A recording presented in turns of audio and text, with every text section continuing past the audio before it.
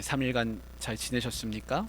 예, 우리가 이제 여호수아 말씀을 이렇게 주일 오후와 또 수요일 날 같이 보고 있는데요. 이제 모세가 죽고 나서 여호수아가 지도자가 된 이후로 요단강을 건너서 그 가나안 땅을 이제 점령하는 그런 내용이 나오는데, 오늘 드디어 이 가나안 땅을 다 점령했다라는 말씀으로 끝을 맺고 있습니다. 그래서 23절에 우리가 맨 마지막 절 읽었는데요, 거기에 중간에 보면 그렇게 돼 있죠. 이와 같이 여호수아가 여호와께서 모세에게 말씀하신 대로 그 온 땅을 점령하여, 이렇게 돼 있습니다. 그 온 땅을 점령하여. 실제로는 모든 땅을 다 점령했다라고 이렇게 엄밀하게 말할 수는 없습니다. 그렇지만 이제 큰 윤곽은 다 드러났습니다. 그래서 점령해야 하는 그 지역은 어느 정도 다 점령했기 때문에 이제 온 땅을 점령했다라고 이렇게 나오는 것이죠. 지난번 이제 10장을 우리가 봤었는데, 그 10장에서 중요한 전투가 있었습니다. 기브온 전투였습니다. 그 이전까지는 한 번씩 여리고성 전투, 아이성 전투 이렇게 고비를 넘었었는데, 기브온 전투에서는 그 아모리 다섯 왕이 다 나와서 동맹을 맺고, 예루살렘 왕 아도니세덱이 동맹을 맺고 아모리 왕 다섯 왕을 한꺼번에 무찌르는 그런 전투가 있었습니다. 그래서 기브온 전투가 굉장히 중요한 전투가 됐습니다. 그래서 가나안의 남부 지방을 다 점령하게 됐습니다. 근데 이 소식이 이제 북부로 전해지게 되는 겁니다. 그 남부 지역을 어느 정도 점령하고 나니까 이제 북부가 남았습니다. 근데 그 북부에 그 동맹을 주도한 사람은 오늘 성경에 나오듯이 11장 1절에 하솔 왕 야빈이라는 사람입니다. 하솔 왕 야빈. 그래서 하솔 왕 야빈이 이제 주도하는 동맹군이, 북부 동맹군이 맺어지게 됐습니다.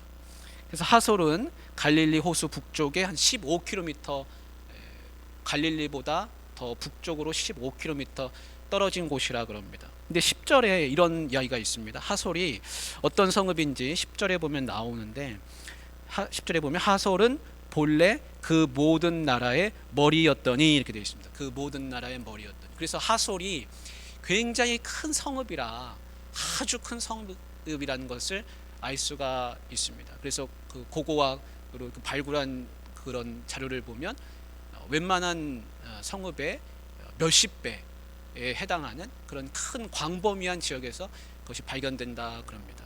그래서 하솔은 굉장히 큰 그런 그 성읍인데, 그 하솔 왕 야빈이 이제 힘이 있으니까 내 밑으로 다 모여라 해가지고 그 북부 동맹을 맺고 이제 싸우게 되는 것이죠.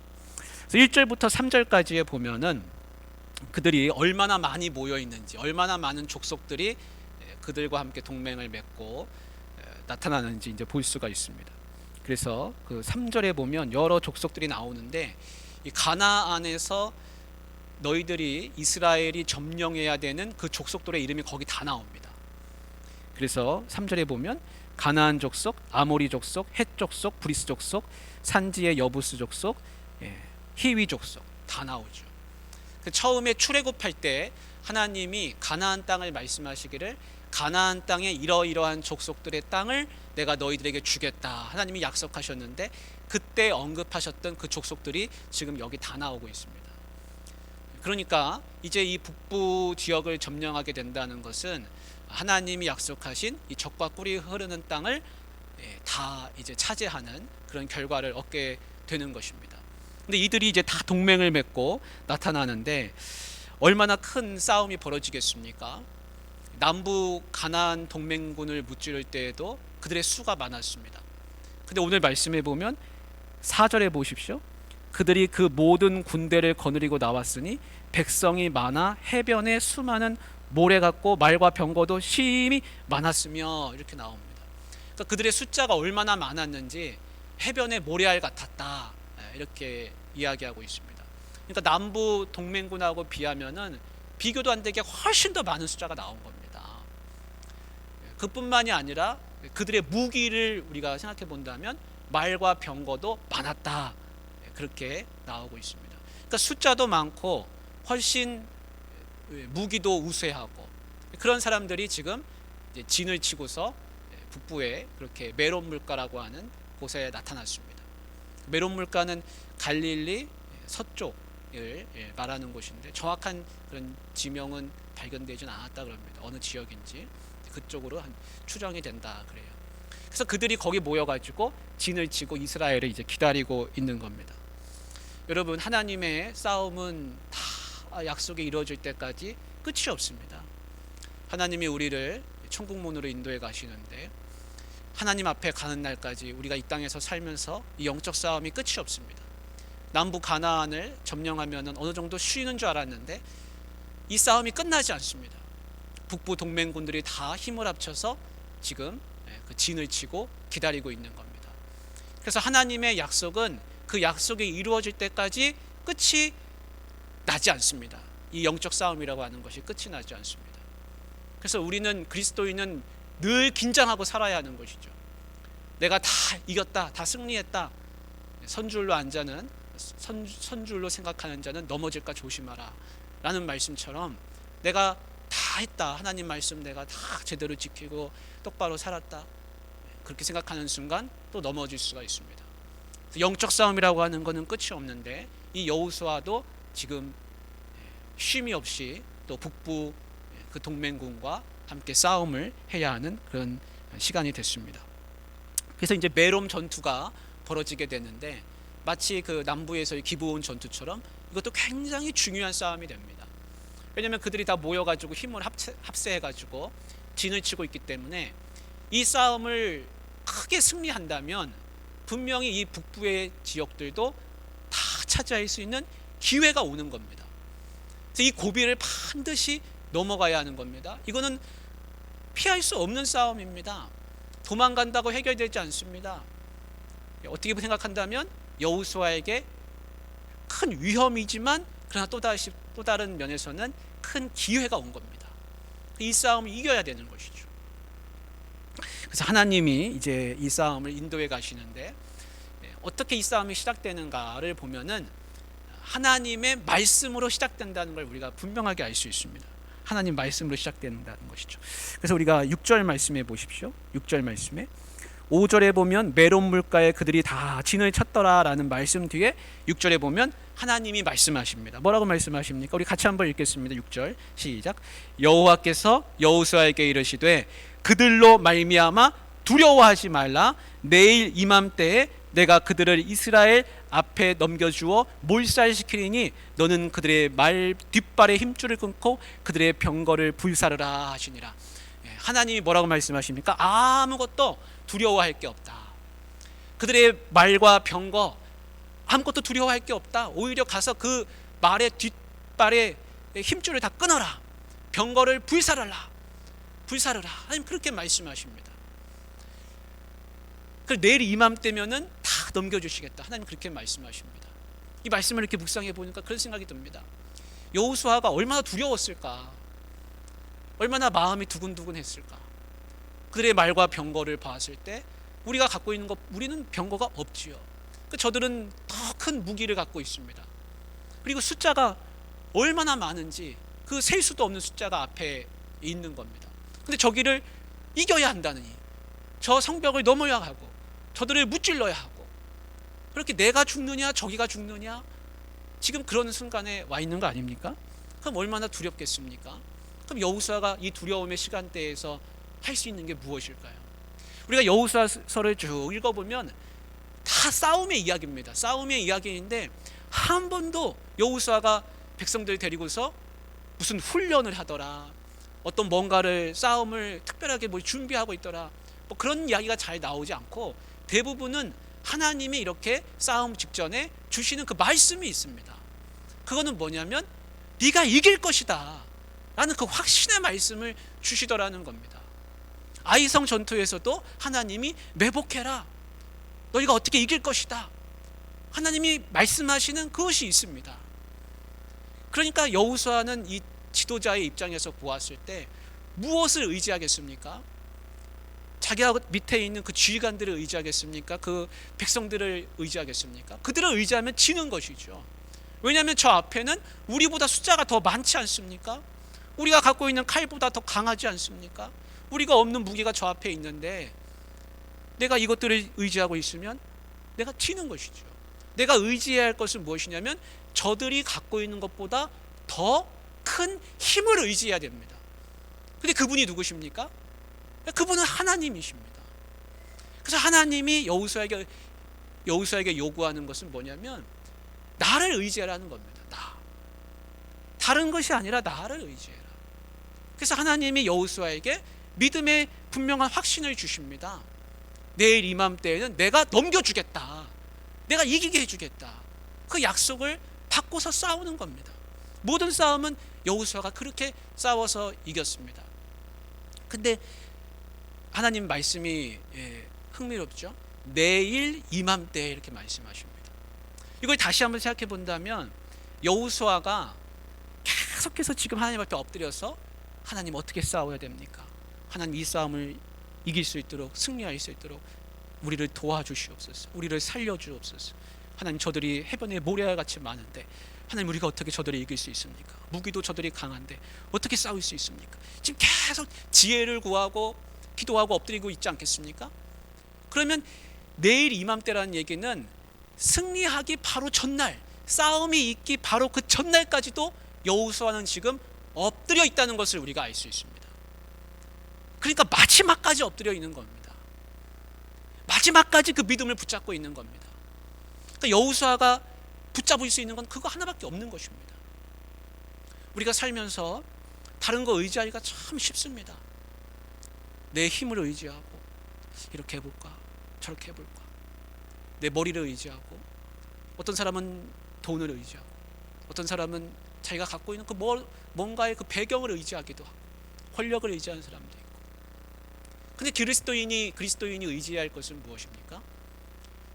이 모든 세상을 다스리시고 만물을 주관하시는 하나님이시죠. 이 싸움을 이끄시는 분은 하나님이시고 승패를 결정짓는 것은 저들의 말과 병거가 아니라는 겁니다. 그래서 그거를 다 끊어버려라, 그거를 점령해서 다 불살라버려라, 하나님 그렇게 말씀하고 계십니다.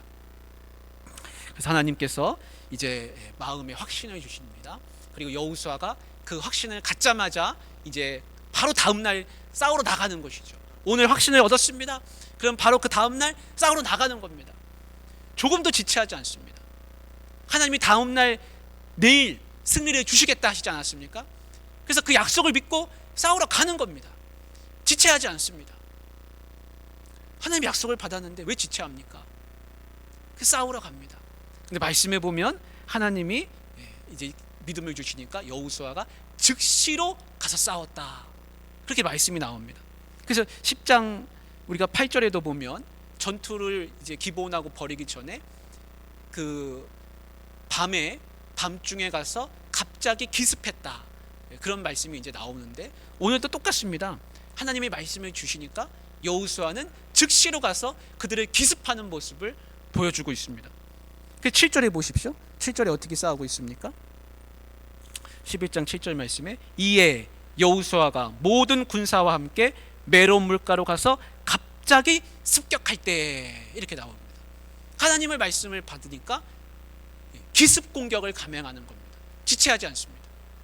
그래서 속전속결로 여호수아는 그것을 행하고 있습니다. 그 작전이 그겁니다. 하나님 말씀 주시면 바로 가서 행하는 겁니다.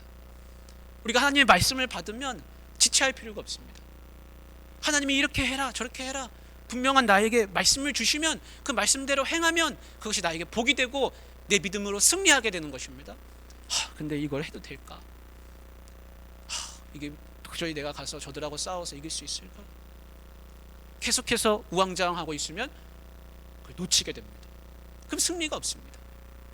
그러니까 하나님이 말씀을 주시는 대로 행할 때 그것이 내 거가 되는 겁니다. 내 땅이 되는 겁니다. 이길 수가 있습니다. 여호수아가 가서 이제 싸우게 됩니다. 그래서 많은 것을 재어보기보다는 하나님의 말씀이 늘 결정적이라는 것을 여호수아가 이렇게 증명하고 있습니다. 이스라엘이 이제 기습 공격을 했고 동맹군들이 이제 흩어지게 됐습니다. 이스라엘이 큰 승리를 거두게 됩니다. 그리고 이제 이기게 됩니다. 근데 하나님이 이런 말씀을 하셨어요. 그 6절에 보면 가서 이기게 되면 너는 그들의 말 뒷발의 힘줄을 끊고 그들의 병거를 불사르라. 하나님 그렇게 말씀하셨습니다. 그래서 우리가 이 말씀을 읽으면 마음에 탁 와닿는 게 있지 않습니까? 아, 하나님은 적들의 저 무기, 적들의 말과 병거를 이스라엘 백성이 의지하지 않도록 아예 싹을 잘라버리시는구나 라는 것을 우리가 마음에 확 와닿습니다. 그렇지, 하나님이 이기게 하시고 하나님이 도우셔서 지금 승리로 이끄시는데 그들과 싸워가지고 그들을 점령하고 나면은 어떻게 합니까? 그들의 무기가 부럽지 않겠습니까? 그걸 갖고 싶지 않겠습니까? 좋은 말, 병거, 그걸 다 취하고 싶은 거죠. 근데 하나님이 하시는 말씀은 그거 다 끊으라는 겁니다. 그래서 의지하지 못하게 하십니다. 그들의 병거를 의지하지 못하게 합니다. 병거는 내가 갖고 있지 않은 거잖아요. 그럼 갖고 싶잖아요. 근데 아예 못 갖게 하십니다. 왜냐하면 뒤에 앞으로도 많은 싸움이 남아있는데 그 병거를 가지고 있으면 그만큼 하나님을 덜 의지한다 이겁니다. 그러니까 완전하게 하나님을 의지할 수 있도록 그 적들의 모든 것을 다 불살라버리게 하십니다.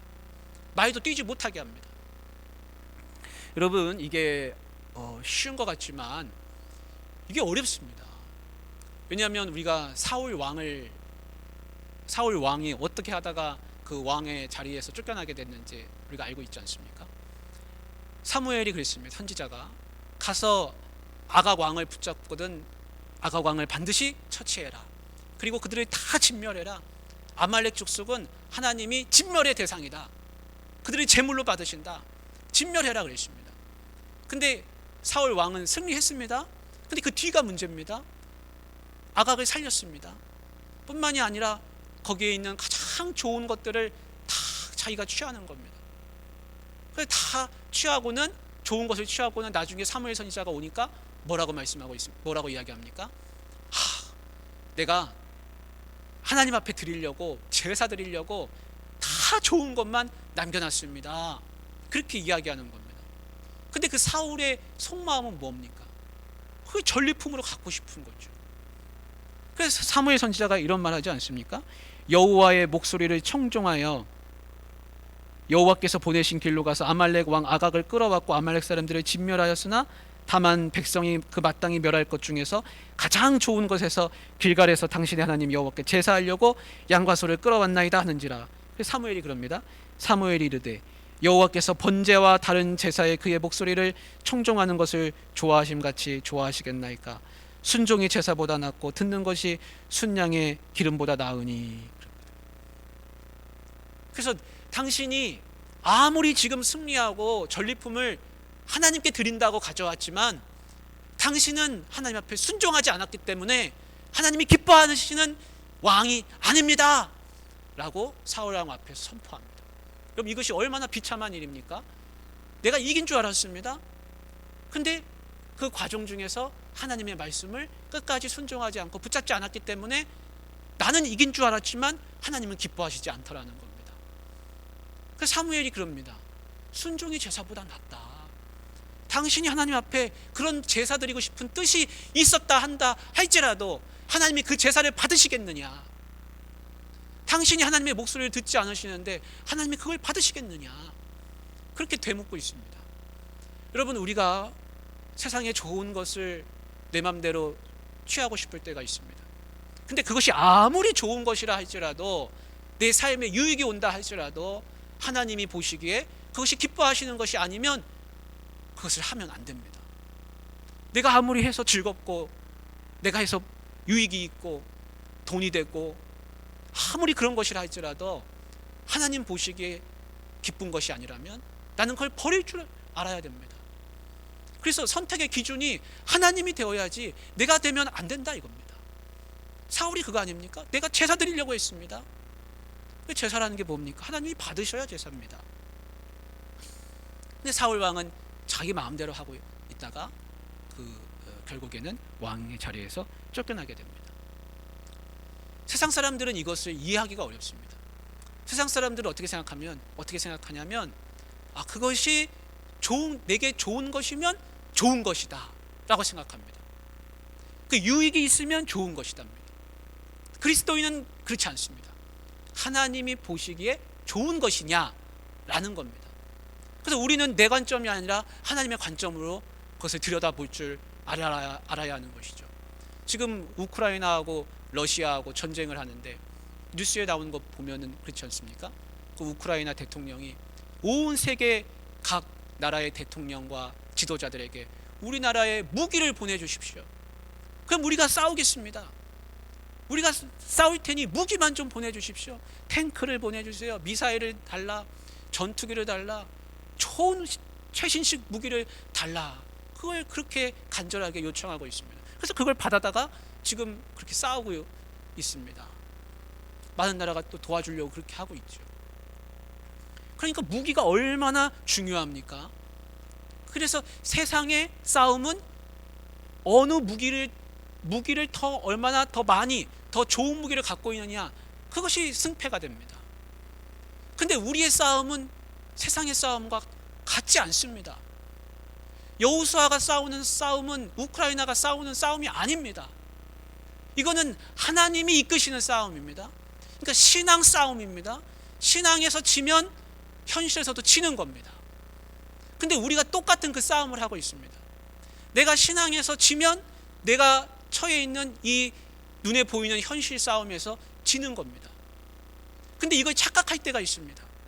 현실에서 싸워서 내가 이기면 내가 신앙의 싸움에 승리하는 것으로 거꾸로 생각하는 경우가 우리는 종종 있습니다. 근데 그렇지 않다는 겁니다.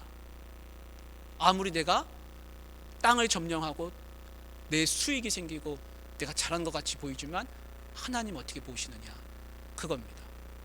그래서 하나님은 지금 그 말 뒷발의 힘줄을 다 끊고 병거를 불사르라 그럽니다. 근데 여호수아가 그걸 그대로 합니다. 그대로. 사울 왕 같은 그런 마음이 조금도 없습니다. 그 진멸할 것은 다 진멸하고 하나님이 시키신 대로 그대로 행하게 됩니다. 우리가 요한일서 5장 4절에 보면 그런 말씀이 있습니다. 무릇 하나님께로부터 난 자마다 세상을 이기느니라. 세상을 이기는 승리는 이것이니 우리의 믿음이니라, 이렇게 하고 있습니다. 그러니까 이 세상을 싸우는 우리의 힘의 원칙은, 원리는 뭡니까? 그건 하나님입니다. 하나님. 내가 하나님 의지하고 하나님 믿으면 그러면 승리가 있다, 이겁니다. 우리의 승리는 우리의 믿음이다, 그렇게 말씀하고 있습니다. 제자들이 그 예수님하고 같이 배를 타고서 이제 갈릴리 호수를 지나서 거라사 지방으로 가고 있는데, 그 가다가 이제 밤중에 큰 광풍을 만나는 이야기가 나오지 않습니까? 복음서에. 근데 제자들이, 예수님이 거기서 주무십니다. 근데 제자들이 그 광풍 때문에 두려움에 휩싸인 나머지 예수님을 막 급하게 깨우면서 하는 말이 그렇습니다. 우리를 죽게 내버려 두시겠습니까? 우리가 다 죽게 생겼습니다. 우리를 죽게 하시겠습니까? 예수님한테 그러면서 예수님을 막 깨웁니다. 그 예수님이 일어나서 그 바람과 광풍을 다 파도를 잠재우시고 제자들에게 던진 말씀은 그겁니다. 너희 믿음이 어디 있느냐? 너희가 믿음이 있으면 이길 수 있는데 믿음이 없어서 두려움에 떤 나머지 지고 있다는 겁니다. 이 복음서의 이야기는 우리의 싸움이 어디에 있는지를 분명하게 말해주고 있습니다. 지금 예수님과 함께 거하고 있다는 그 믿음이 있다면 두렵지 않다는 겁니다. 두려움을 이길 수 있는 것은 예수님과 함께하고 있다는 그 믿음밖에 없다는 겁니다. 그런데 제자들은 그 믿음에서 졌습니다. 믿음이 없습니다. 그래서 예수님이 믿음이 어디 있느냐? 너희들 믿음은 어디 갔느냐? 그렇게 하십니다. 그 믿음에서 지고 나니까 두려움에 떤 나머지 이 배가 엎어질까 봐 지금 그렇게 되고 있다는 겁니다. 그 우리의 싸움의 원리는 믿음이라는 겁니다. 사랑하는 우리 옥포중앙교회 귀한 권속 모든 성도님들, 우리가 먼저 싸워서 이겨야 될 것은 믿음입니다. 그것을 먼저 내가 잘 이기고 나면 세상에서의 싸움도 승리로 이끌 수 있습니다. 근데 거꾸로 생각하시면 큰일 납니다. 아우, 내가 세상에서 이기고 있으니까 내가 믿음이 있구나, 이런 식으로 생각하면 안 된다, 이겁니다. 먼저 믿음을 내가 얻고 싸워서 나가는 것인 줄 믿습니다. 11장 15절에 이제 이런 말씀이 나오고 있습니다. 같이 한번 읽겠습니다. 우리 15절 말씀 같이 시작. 여호와께서 그의 종 모세에게 명령하신 것을 모세는 여호수아에게 명령하였고 여호수아는 그대로 행하여 여호와께서 모세에게 명하신 모든 것을 하나도 행하지 아니한 것이 없었더라. 아멘. 중간중간에 이제 나오는 그 여호수아의 행동을 평가하는 말씀이 바로 이런 말씀입니다. 그래서 중간중간에 여호수아를 읽다 보면 이 말씀들이 끼어져 있습니다. 그거는 뭐냐면 여호수아가 모세가 명한 대로 그대로 다 행했다 이겁니다. 여러분, 모세가 살아 있습니까? 모세가 지금 살아 있습니까? 모세 죽었잖아요. 모세가 죽어가지고 여호수아 1장에서 여호수아가 지도자가 된 겁니다. 근데 말씀이 재밌지 않습니까? 모세가 명한 대로 여호수아가 다 행하고 있더라, 그렇게 말씀하고 있습니다. 그건 무슨 얘기입니까? 모세는 죽었어요. 그러나 모세가 하나님께 받아가지고 여호수아에게 한 그 이야기, 그 하나님의 말씀은 여호수아 속에서 살아있다는 겁니다. 그래서 모세가 한 이야기가 그에게 남아있습니다. 그 이야기는 뭡니까? 여호수아가 모세의 가르침을 잃어버리지 않았다는 겁니다. 잊지 않았다는 것이죠. 바로 이것이 굉장히 중요한 이야기입니다. 모세를 잃어버린다면 여호수아는 흔들릴 겁니다. 사람은 죽었으나 그의 말씀이 그 속에 남아 있습니다. 그래서 여호수아가 담대할 수 있습니다. 좌로나 우로나 치우치지 말라, 하나님이 그렇게 말씀하시지 않았습니까? 내 종 모세와 같이 내가 너를 들어 사용할 것이다, 그렇게 말씀했습니다. 그래서 여호수아는 어디를 가든지 흔들림 없이 초지일관되게 계속해서 그 하나님의 말씀을 지켜나가면서 모든 싸움을 승리로 다 이끌어가고 있습니다. 이것이 여호수아서에서 굉장히 중요한 이야기입니다. 여러분, 나를 평가할 때 하나님께서 내가 싸운 싸움에 대해서도 평가하실 수 있지만, 그러나 내가 하나님의 말씀하신 그대로 행하고 있느냐, 그것이 굉장히 중요한 내 평가입니다. 내가 싸움에서 이겼느냐 졌느냐, 이것은 어떻게 생각하면 둘째일 수도 있습니다. 그런데 이 여호수아를 평가하는 게 그거 아닙니까? 15절 말씀에 여호수아는 그대로 행하여 여호와께서 모세에게 명하신 모든 것을 하나도 행하지 아니한 것이 없었더라. 이것이 여호수아를 평가하는 겁니다. 그래서 여호수아가 지금 모든 싸움마다 믿음의 순종의 시험대 위에 올라가는 건데, 그 순종의 시험대에서 다 순종 그렇게 해서 이겨나가고 있습니다. 여러분, 우리가 살면서 늘 순종의 시험대 위에 서는 겁니다. 내가 순종할 것이냐 불순종할 것이냐, 하나님 말씀과 법도대로 살 것이냐, 아니면 내가 여기서 또 지고 넘어지느냐, 늘 그 순종의 시험대 위에 나는 서 있습니다. 그걸 잊으면 안 됩니다. 우리는 자꾸 결과를 생각하는 버릇이 있지만, 그 결과 이전에 내가 지금 하나님 말씀의 법도대로 내 마음의 심령이 하나님 말씀을 온전히 쫓고 있느냐, 그러면 우선은 내가 믿음에서 이 영적 싸움에서 승리하고 있는 것입니다. 그러면 걸음걸음을 나아가면 반드시 하나님이 좋은 결과를 주실 줄 믿습니다. 하나님은 지금 이 여호수아를 그렇게 인도해 가십니다. 모든 싸움들이 여호수아에게는 하나하나 그 믿음의 시험대인데 다 승리하고 있습니다. 그래서 이제 뒷부분에 보면 11장 16절부터 23절까지는 이제 여호수아의 군대가 이스라엘 백성이 다 이기게 됐다, 그런 이야기들을 쭉 하고 있고, 계속해서 18절 말씀처럼 보면 18절 말씀이 이렇게 되어 있죠. 오랫동안 싸우고 있다. 오랫동안. 18절에 그렇게 되어 있지 않습니까? 18절에 여호수아가 그 모든 왕들과 싸운 지가 오랫동안이라. 여호수아는 지금 끊임없이 싸워 나가고 있습니다. 이 싸움이 한 번에 다 끝나는 것이 아닙니다. 계속해서 싸워가고 있습니다. 근데 그때마다 여호수아는 지금 성공하고 있습니다. 잘하고 있습니다. 그래서 마지막에 한번 보십시오. 21절부터 23절까지 중요한 말씀이 거기 하나 나오는데요. 우리가 21절부터 23절까지 같이 한번 읽겠습니다. 시작. 그때 여호수아가 가서 산지와 헤브론과 드빌과 아납과 유다 온 산지와 이스라엘의 온 산지에서 아낙 사람들을 멸절하고 그가 또 그들의 성읍들을 진멸하여 바쳤으므로 이스라엘 자손의 땅에는 아낙 사람들이 하나도 남지 아니하였고 가사와 가드와 아스돗에만 남았더라. 이와 같이 여호수아가 여호와께서 모세에게 말씀하신 대로 그 온 땅을 점령하여 이스라엘 지파의 구분에 따라 기업으로 주매 그 땅에 전쟁이 그쳤더라. 아멘. 여러분, 지금 여기 어떤 사람이 나오고 있습니까? 아낙 사람들이 나오고 있습니다. 아낙 사람들. 여러분 기억나십니까? 아낙 사람들 어떤 사람들입니까?